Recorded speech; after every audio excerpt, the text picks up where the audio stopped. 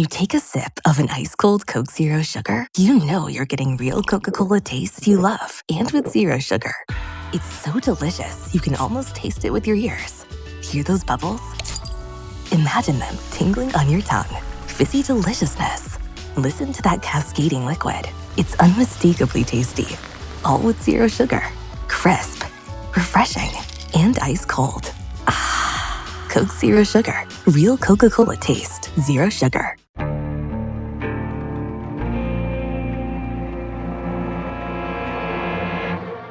From Airship, I'm Jeremy Schwartz, and this is American Criminal.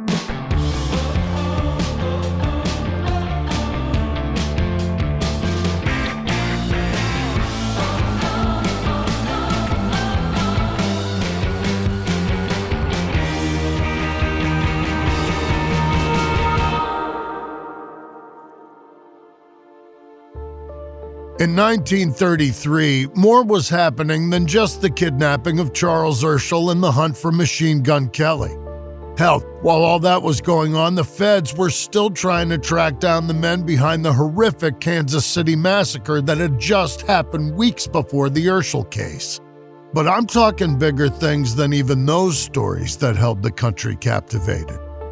The Great Depression had left plenty of Americans out of work and struggling to feed their families, and the Dust Bowl was just months away from making that worse.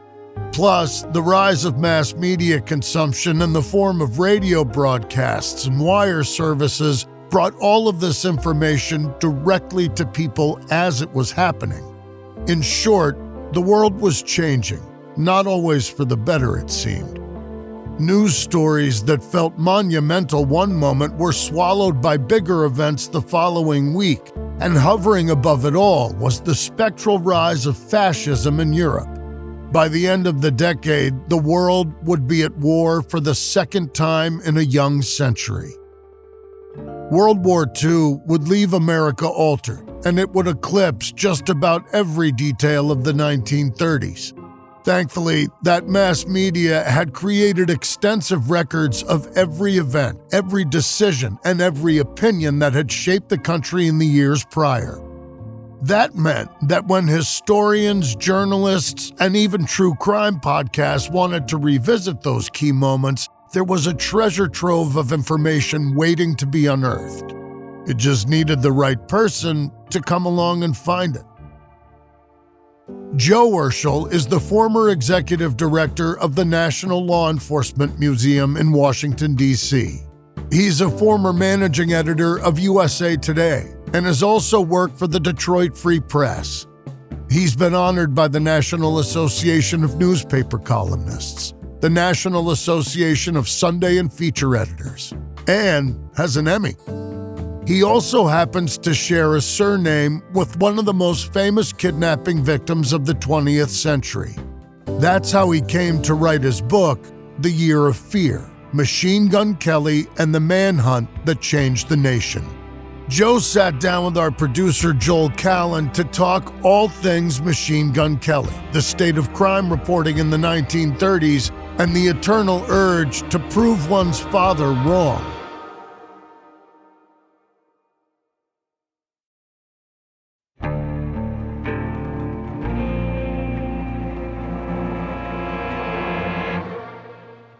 Joe, before we start, thank you so much for joining us here on American Criminal. It's very fun to have you here. Well, thanks for having me on. I want to dive right into it. So it's been about 10 years now since the publication of your book, The Year of Fear. But in the sort of opening of that book, you write that you first learned about the kidnapping of Charles Urschel more than 3 decades prior to that. So would you mind telling us how you first came across the story? Sure. It was in about 1982. I had moved here from Detroit. And, you know, when you first come to Washington, D.C., you want to see all the great buildings, the sites, all the monuments and whatnot. So my wife and I were at the Library of Congress in their great reading room.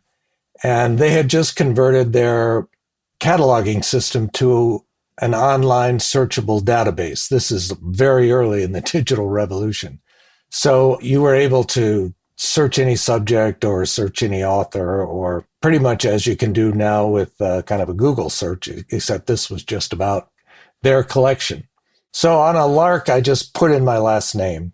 One reference came up to one book, and it was the story of the kidnapping of a wealthy oil man in 1933, and his name was Charles Urschel.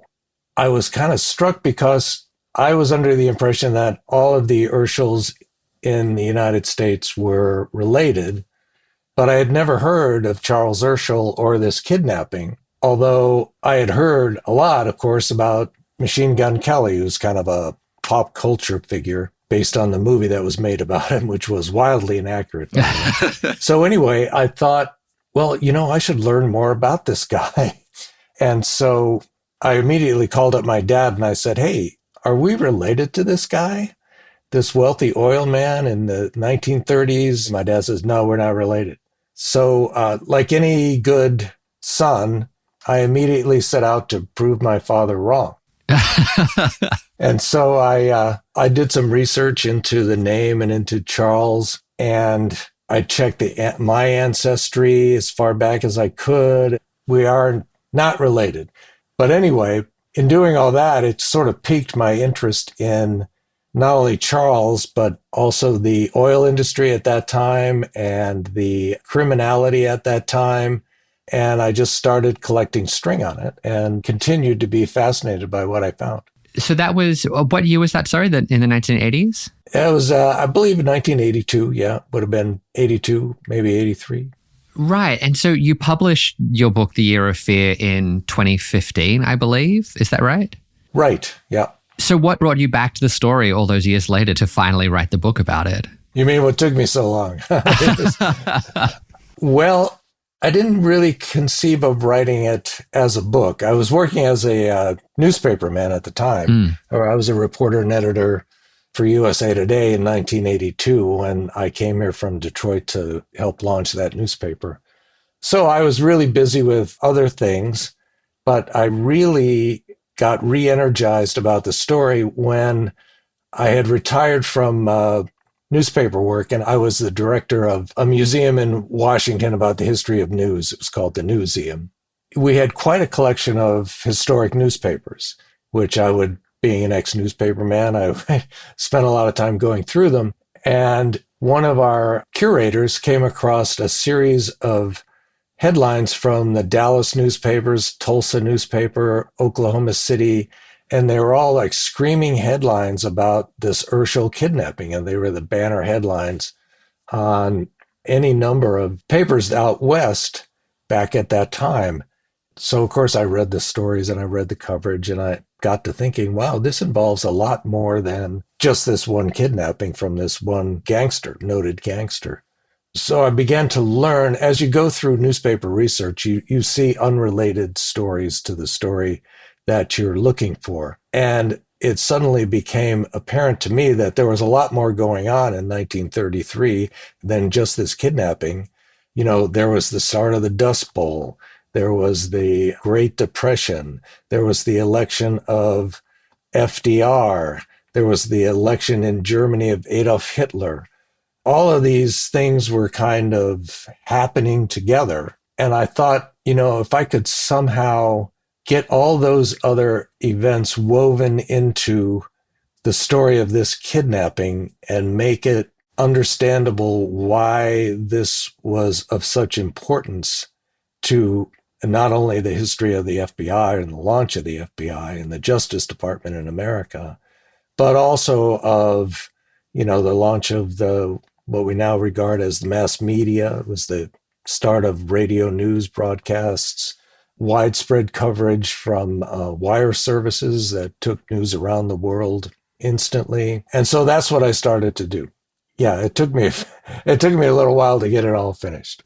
I'm glad you brought up all the different things that were happening in 1933, because that's what I think your book did so well, was it really positions the reader in that moment in time. It sort of gives you an understanding of all the different pieces of the puzzle that are feeding into this one kidnapping and sort of what makes it so consequential.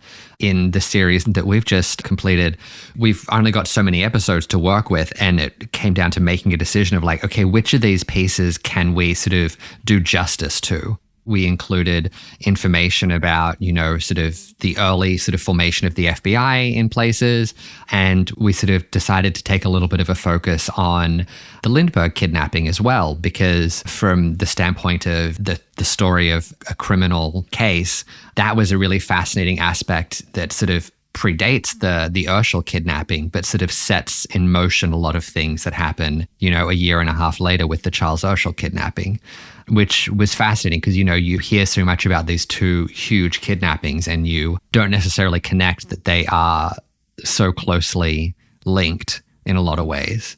So in your book, you write a lot about the actions and motivations of J. Edgar Hoover throughout the Urschel kidnapping case. We hear a lot from his perspective and what was possibly going through his mind and sort of what was motivating him throughout this period of the FBI, or as it was known then, the United States Bureau of Investigation. A lot of the headlines about Hoover's life now will mention instances of blackmail and abuse of power in his later years. But he was also a law enforcement visionary. Would you mind sort of telling us about his legacy in shaping the FBI as we know it today? Sure.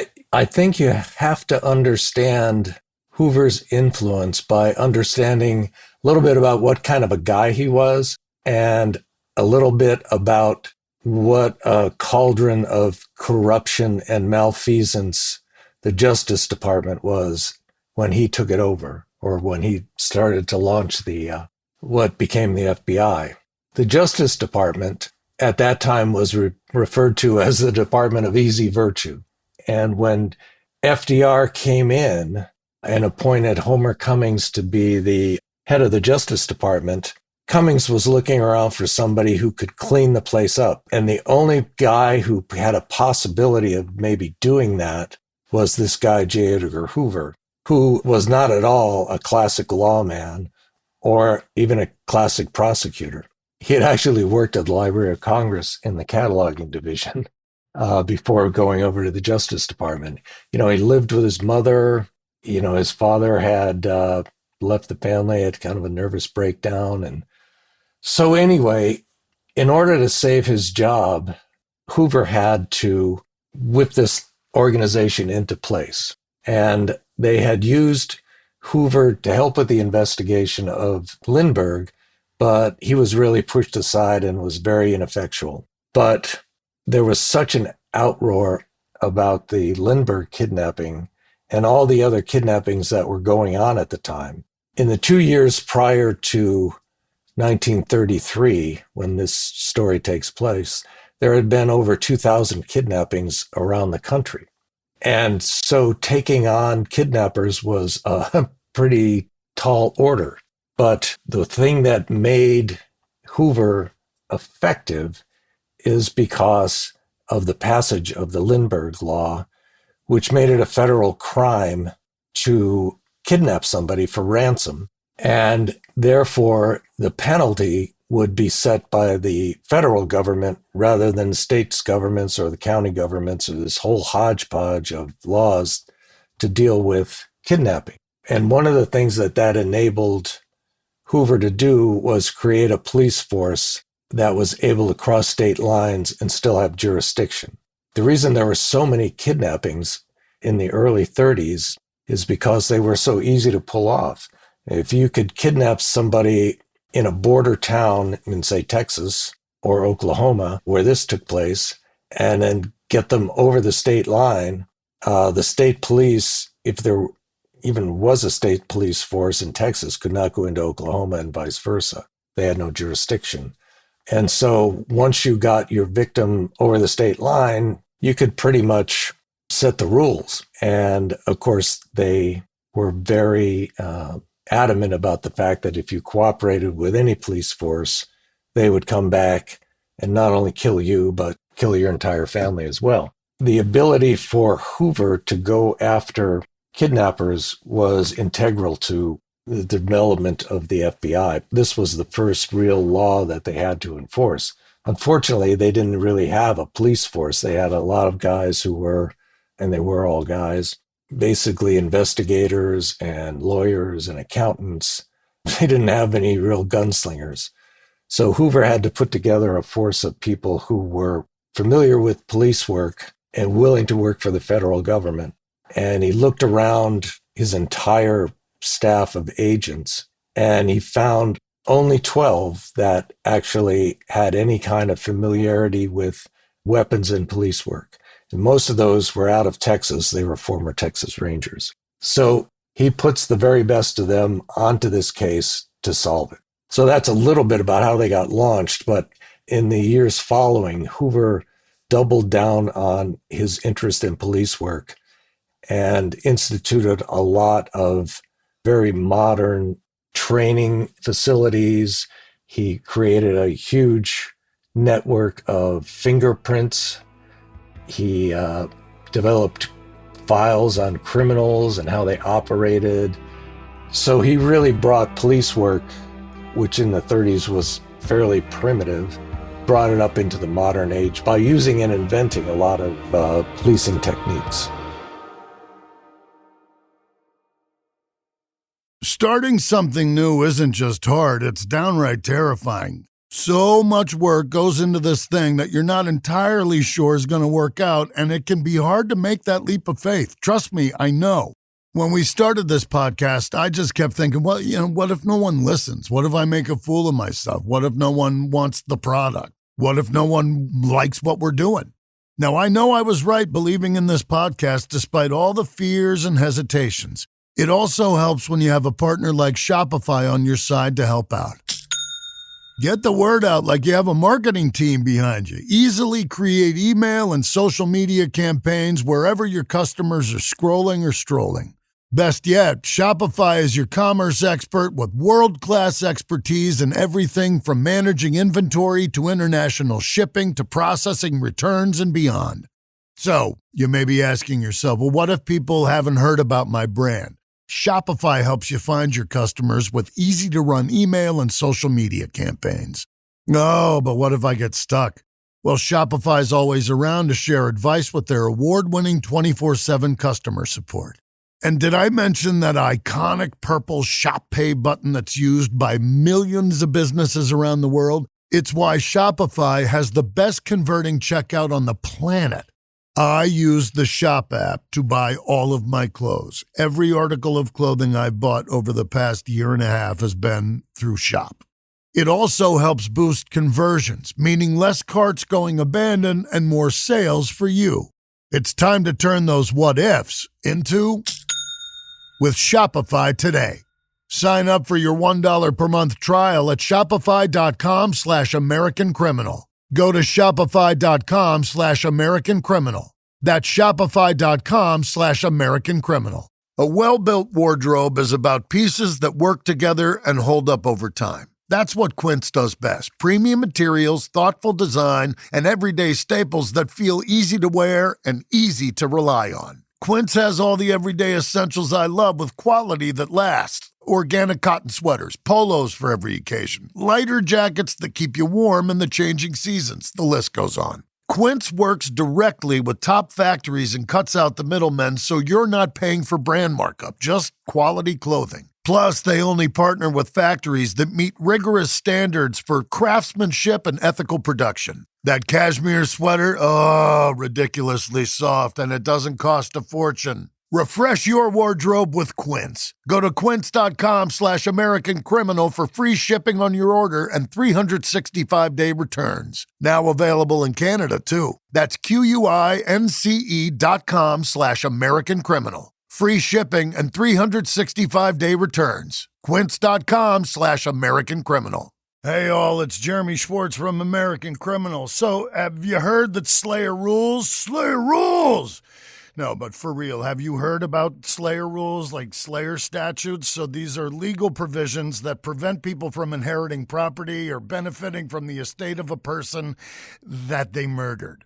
So obviously, one of the things they protect is someone getting killed for their life insurance policy. It makes you realize how valuable life insurance is, doesn't it? It's good to know that at least my life insurance policy isn't a reason to kill me, although who knows, a lot of people are eyeballing me lately. Plus, it only costs about the same as one of your streaming services each month. And that is thanks to SelectQuote. If you're new to life insurance, you're not alone. Now, thankfully, you got SelectQuote. For over 40 years, SelectQuote's helped get more than 2 million Americans understanding their options and getting the coverage they need. Over $700 billion in coverage and counting. As a broker, their mission is simple: to find you the right insurance policy at the best price. SelectQuote makes it simple because they take the guesswork out of finding the right life insurance policy.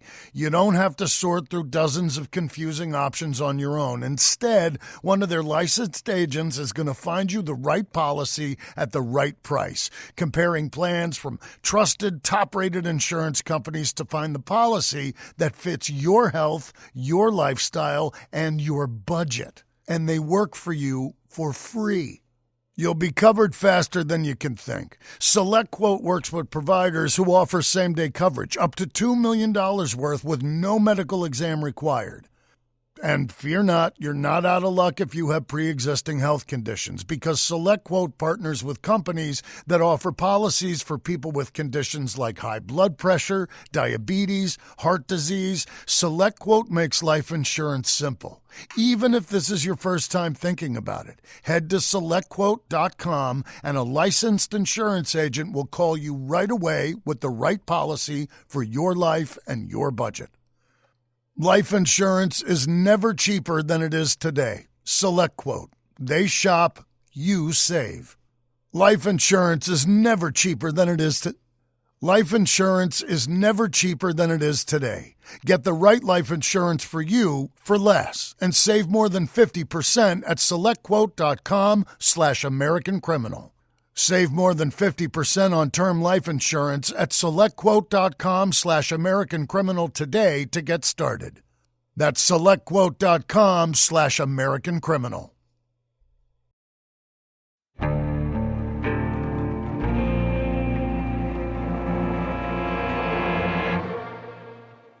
I'm back with Joe Urschel, author of The Year of Fear. Now, you are the former executive director of the National Law Enforcement Museum in DC. So you, I guess, would have a lot of background in sort of familiarity with these subjects.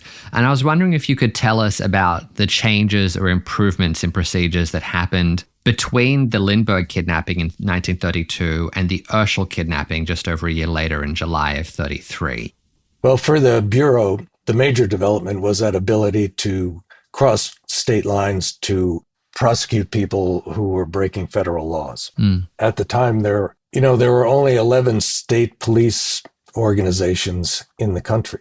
Most law enforcement was practiced by county sheriffs and local city police forces. So by giving a police force this national reach, that changed a lot. And the other thing that would happen very quickly with Hoover is that he developed a system for gathering evidence that up until then would have been kind of happenstance. So with this case in particular, he had agents all over the country looking for the Kellys when they escaped after they had pulled off the kidnapping. And each of these agents had to call Hoover himself every night and tell him what had happened during the day, what they discovered, what they didn't discover. And he would build these files, this big collection of evidence. And he would, by orchestrating everything from Washington, D.C., he would get information back to his agents who were literally all over the country. And so by bringing that sense of professional investigative work into the FBI, that also helped them in their ability to prosecute these criminals. He also trained them how to use weapons and how to fight. He had, a gym built in the FBI offices. He had training programs in martial arts. So he really took it from a kind of a backwater catch-as-catch-can kind of a profession and brought it up to a much higher professional level, I would say. Yeah. Bringing it back to the Lindbergh Law, which was passed, just a couple of months after Charles Lindbergh Jr. was kidnapped, I'm interested to know how you think the Urschel case might have played out differently if that law had never been passed. They never would have caught Kelly. Easy as that. Up until the Lindbergh Law, very few kidnappers were caught and prosecuted. And after the Lindbergh Law and after this successful prosecution of Kelly and his wife and others that were involved in the kidnapping and several who weren't, kidnapping as a major crime in America virtually disappeared. Yeah, it was wild reading about how much kidnapping was sort of the crime du jour in like the early 1930s as prohibition was waning and, gangsters were looking for new ways to make money. It was fascinating to read just how many kidnappings were taking place and sort of the number of wealthy people who had bodyguards in their house and celebrities who were riding around with, people riding shotgun with shotguns to protect them. It's this fascinating little time that was like a little flash in the pan crime-wise, I guess. Okay, so in your book, you had a lot of great excerpts from reporting on the Urschel kidnapping as it was happening. And as a former newspaperman, how do you think reporting on crime has changed in the nearly century since this story? Or do you think it's mostly stayed the same? Well, I think in terms of newspaper coverage of crime, it has significantly diminished. When this story occurred, most cities had 2 or 3 daily newspapers. There were 3 or 4 wire services, and there was such street-level coverage of what was going on in a city or a county from all of these reporters that were out there in the field that, as you can see in this case, the reporting actually led a lot of the investigation because the reporters knew what was going on ahead of when a lot of the agents did. There was a case when Kelly fled to Memphis, and the first thing he saw was a headline in the local newspaper saying that he was believed to be in Memphis. So he very quickly had to get out of Memphis. And that was before the FBI even got there. So the blanket coverage of crime was very heavy in newspapers at the time. As now, crime sells, and newspapers were obviously trying to sell themselves. And that was about the only place you could get any real information about it. And most of the local crime news that you get now is probably off of local television stations, who generally do a better job somehow covering crime news than the major newspapers that are left. It's also covered in a different way. The way it would go in the 30s in the gangster era, it would go one of 2 ways. Either criminals would be romanticized and people would pull for them, or they would be depicted as just despicable individuals who needed to be rounded up and jailed. And now I think there's a lot more nuance in the coverage of what actually defines a crime, and also the element of mental illness is played into it. And there's a lot less romanticizing of criminals. Something that I found fascinating while reading about this case was just how heavily George and Catherine Kelly and the others involved in the Urschel kidnapping, they were guarded by very, very heavily armed law enforcement officers during their trials. Considering that the kidnapping hadn't resulted in any injuries that I'm aware of, why do you think the authorities were being so cautious? Or was this sort of all for show for the benefit of the media and for the general public to sort of show how successful the Bureau had been? Well, I think it's probably a little of both, but I think primarily the Kellys were not caught until significantly later than Catherine's mother and father. And so while they were on the run, they were constantly sending in threats to the courts and to the prosecutors and the judges that were handling the case of the people that were captured at the farm when it was raided. So I think there was somewhat an element of fear. And there was also the fact that jails couldn't really hold these criminals. They had this great record of breaking out of jail, usually with the assistance of one or more people in the police force or in the parole office, or, you name it, because these criminals had money. And when they wanted to get out of something, all they really had to do was bribe somebody to help them. So I think there was a fear that they could escape. I think there was a fear that other members of their so-called gang might come to try to rescue them in some kind of violent fashion. You have to remember the Kansas City massacre, where 2 bureau agents and a criminal were gunned down in their car in the parking lot of the Kansas City train station. And one of the people that was involved in that incident was believed to be a partner of Kelly. And this guy, Vern Miller, was just a psychopathic killer. And so there was this fear that maybe he was involved. And there was also the fear that they also tried to pin that massacre on Kelly, but he had nothing to do with it, of course. So I think primarily that's why they were so heavily guarded.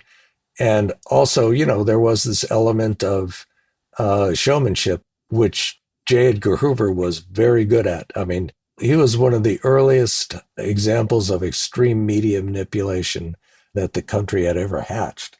He understood the power of the media, whether it was movies, radio, photographic images, stories, magazines. He had his finger in them all.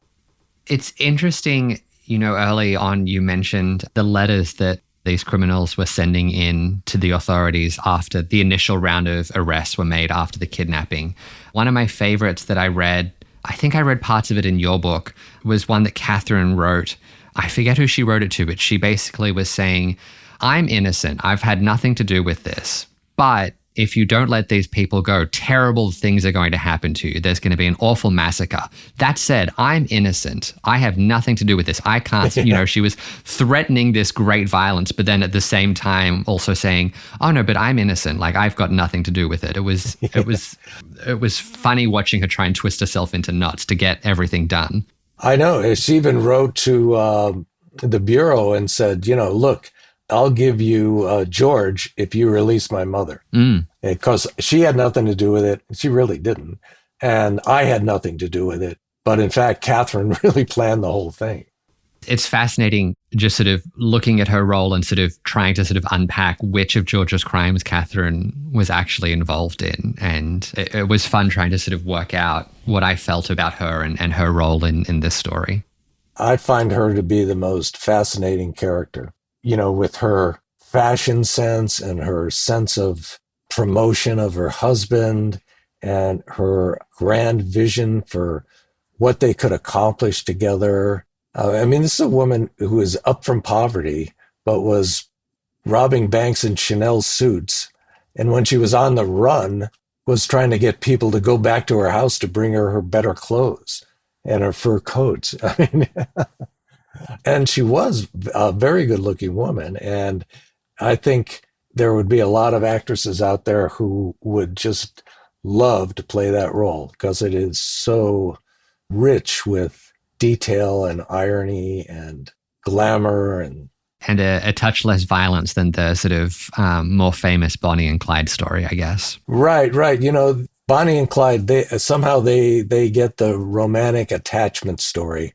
But in fact, George and Catherine were much more interested and much more in love and much better criminals, actually, than Bonnie and Clyde. They were just violent. Right. They weren't very good at robbing banks or running liquor or setting up illegal operations. But Catherine and George, they were both fashion plates and they were both pretty smart. Besides the fact that she was going to turn George in to get her mother loose. I think they were pretty much in love. They were smitten with each other.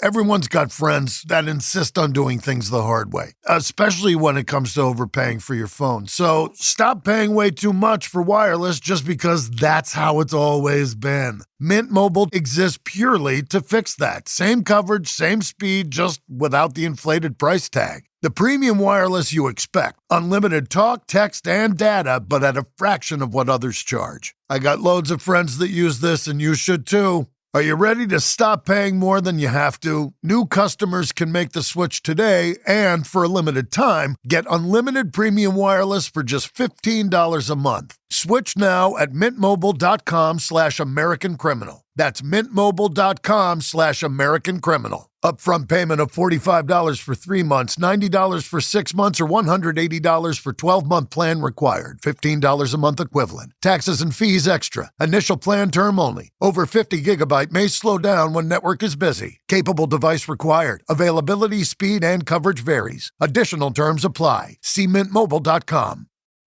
Do you have a dark curiosity? Heart Starts Pounding, Horrors, Hauntings, and Mysteries is a weekly podcast hosted by me, Kaylin Moore.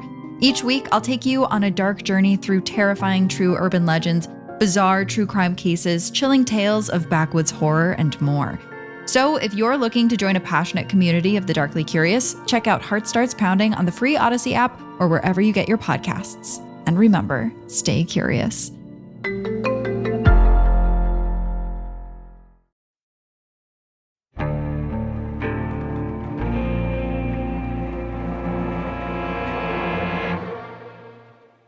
And once again, I'm here with Joe Urschel, author of The Year of Fear. I want to turn briefly to a couple of questions I had about the story itself and just see if you had some answers for me. These were things that I couldn't quite work out in my research. The first was about the ransom money. So we know that the Kellys' share of the ransom was eventually recovered from where it was buried on the Coleman farm. But what seemed a bit more of a mystery to me was the money that Albert Bates took with him. Right. Do you know what happened to that? I do not, and nobody does. I mean, they recovered a portion of his girlfriend had taken a portion of that money up to the Pacific Northwest, and they tracked her down, and she gave them what she claimed she had, which was, $15,000 or something like that. But the bulk of his share of the ransom was never recovered, and despite efforts by the FBI and Charles Urschel to recover it. I mean, he wanted his money back. And, they kept sending FBI agents.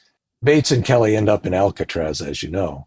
And the FBI kept sending agents, routinely to Alcatraz to interview Bates to get him to tell where the rest of the money was. And he never would. And he took it to his deathbed with him. So the money was never recovered, and there isn't really even a good theory about where it would be.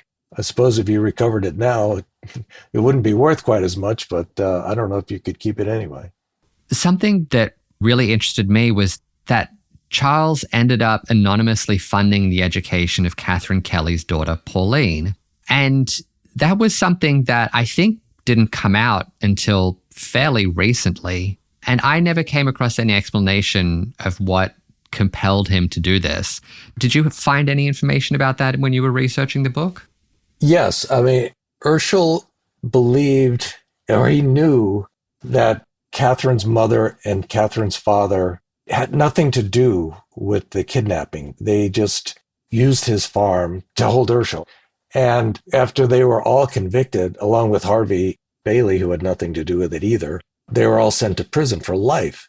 And so Urschel realized that Pauline had nobody to raise her. She was being raised by her grandparents because Catherine had kind of abandoned her there. And no one to take care of her, no one to fund various things. So he literally set up like a trust fund for her, and he had it administered through a judge that he knew. In fact, it was the judge who presided over the trial of the Kellys. And so this judge would go to her, and when she needed to go to school, he would tell her how to do it. When she needed to apply to college, he helped her with the financing, got her a place to live. it's just the kind of guy he was. I mean, he was vindictive about the people who were actually involved in the crime. Right. But he was very sympathetic to the people who got caught up in it, including Harvey Bailey, who was a notorious bank robber. He was just visiting this farm at the wrong time when he got arrested, and he got sent to prison for life. Urschel, every time he came up for bond, up for parole, Urschel would go in and testify on his behalf and say that you should release this guy. It had nothing to do with my case. Eventually they did, and Urschel set him up with a job as a cabinet maker and got him set up in some low-income housing at a YMCA or something. So, I mean, it's just, I just think it's a measure of the kind of guy he was. He was a complicated character, just like everybody involved, but he certainly was, by the book, generous and fair-minded. Along those lines, that was something that sort of took me by surprise when I found out about Urschel helping out Pauline and sort of campaigning quite hard for Bailey's release. I was wondering if during your research for your book, was there anything you learned that really shocked or surprised you that you weren't expecting? I wasn't expecting most of this. I was not. I was fascinated and surprised by the level of criminal control of major cities out west, particularly St. Paul, which I always thought of as not a crime capital at all. That was Chicago, but just the sheer level of how criminal gangs or criminal families would control a city, its government, its courts. That was the one thing that surprised me, just the extent of it.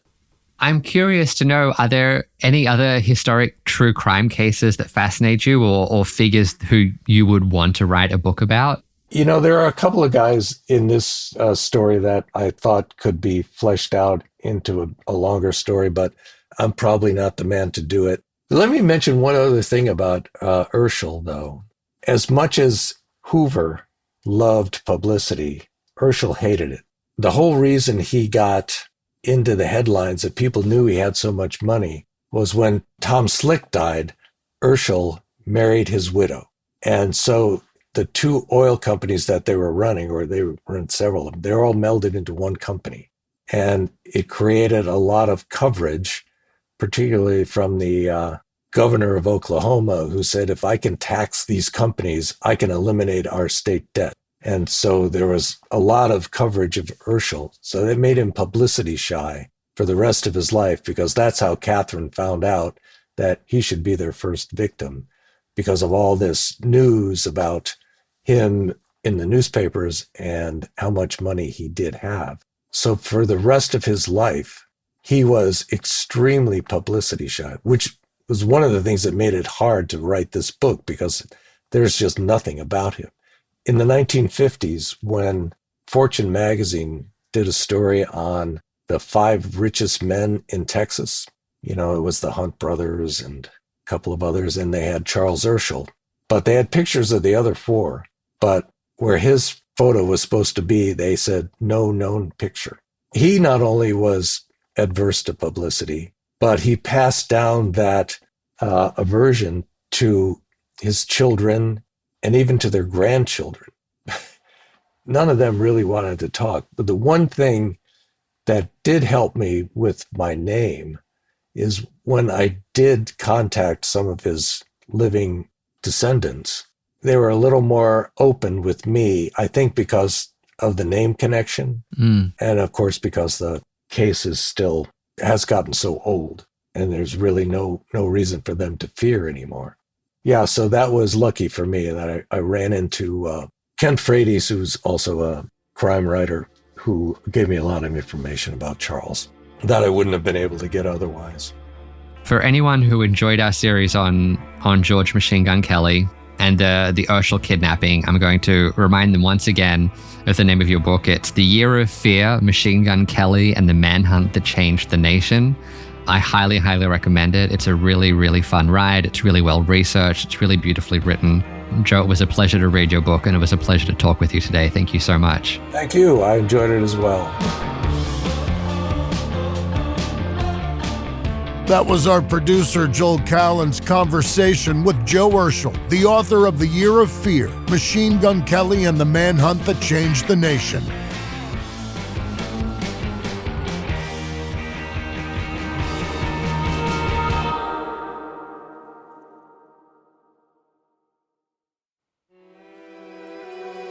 Okay, before you go, don't forget to make sure you're subscribed to American Criminal and leave us a 5-star rating. You probably heard it from other podcasts, but those two little things really help us out a lot. You can also visit AmericanCriminal.com to get in touch with us and let us know what criminals you'd like to hear about next. American Criminal is a co-production of Airship and Evergreen Podcasts. It's hosted, edited, and produced by me, Jeremy Schwartz. Audio editing and sound design by Sean Rule Hoffman. Music by Thrum. This episode is written and researched by Joel Callan. Managing producer Emily Burke. Executive producers are Joel Callan and Lindsey Graham.